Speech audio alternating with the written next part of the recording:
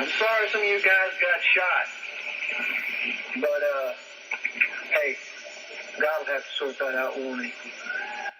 In 1993 in Waco, Texas, FBI, troops, police force, and the SWAT team gathered around the house of the Branch Davidian, filled with 120 people, including kids, pregnant women, elders, and the mastermind of all this, David Koresh.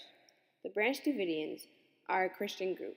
The people or authorities who were dealing with this also dealt with the Bureau of Alcohol, Tobacco, Firearms, and Explosives, or also known as ATF. The 51-day siege happened at the Branch Davidian compound, started over different beliefs of religion, differences, rights, encounter, and also included exploration. February 28, 1993 was the first of the gun battle between David Koresh and the authorities. Koresh was a man who helped people believe in different things like Vernon Howe, a Christian priest who claimed he was the final prophet. Koresh ended up keeping those people as hostages. On the seventh day, the Branch Davidians left the Davidian church to get away. One of Koresh's followers, Clive Doyle, also a Christian, joined the Davidian and brought his daughter. A couple weeks later, the 18-year-old was dead in a fire. Their religion was Christianity. Koresh forced a woman named Ophelia Santoyo, a Christian mother, out of the compound, but once she got outside, troops shot her 5 grandchildren until they lay dead on the floor, and her left alone. 4 months after the children were killed, the FBI found 12 survivors who were put into court and soon were found guilty for murdering federal officials and having illegal weapons. By 2007, all 12 survivors were released out of jail and went back to Koresh. He appeared again making a video which showed his hostages' police and was showed all over the world. The standoff started again, but with more officers. Over me, but I'll be biting one of the tracks. No one's going to hurt me or my family. That's American policy here. You could have arrested me any day as I jogged up and down this road. You could have arrested me going to town or going to Walmart. Waco was going to bear witness against the ATF.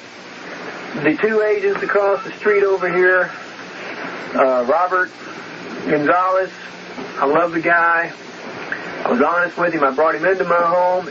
He was going to stay here for 2 weeks. All of this stuff you guys may want to avoid and deny. You know, he wanted to tour around the place. I promised him a tour. He could have talked to any of these guys around here, anybody. He was free to come and go as he chose. And I do not appreciate it, and never will I ever appreciate somebody coming here with 2 helicopters and cattle trailers and all that, and pushing people around with guns. Hey, I'll meet you at the doorstep any day. Koresh was shot among with 3 others. He was rumored to have child wives and many children. He was also claimed to be raping young hostages in the compound. While the standoff was going on, Koresh called 911. On the phone, he said, "This is David Koresh, the Nutrius." Then he said, "Now there's some things in that Bible that have been held as mysterious." This call triggered all of the authorities' attention. 90 minutes to the call, shots stopped firing. Troops left, and all that remained was police officers surrounding the area. Inside the house, Koresh and many others were seriously wounded, including kids and pregnant women.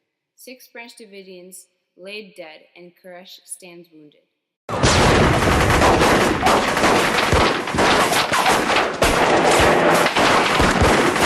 Waco, Texas. ATF agents infiltrate the Branch Davidian compound, looking for a cache of guns. Instead, they become the target of a madman's fury. According to intelligence, there's an arsenal of weapons in this room, and the Davidians will shoot anyone who tries to infiltrate. Cult members fire quarter-sized holes through the wall and into this agent's shoulder. Luckily, he's able to make it back to the command center.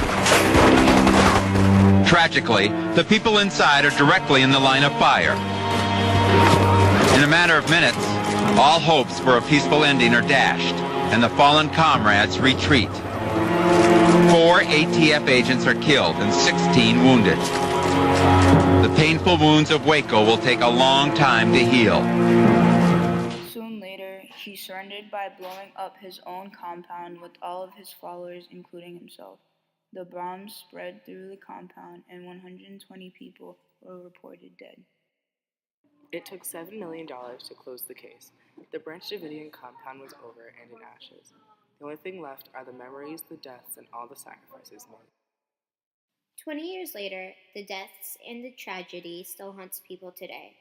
Also, 12 people survived the bombs, 8 out of 12 were arrested, 2 were let go, and the other 2 died a little while later. Almost 50 kids, 2 pregnant women, approximately 50 adults, 20 teenagers, 4 officers, many troops, and David Koresh died all for their rights.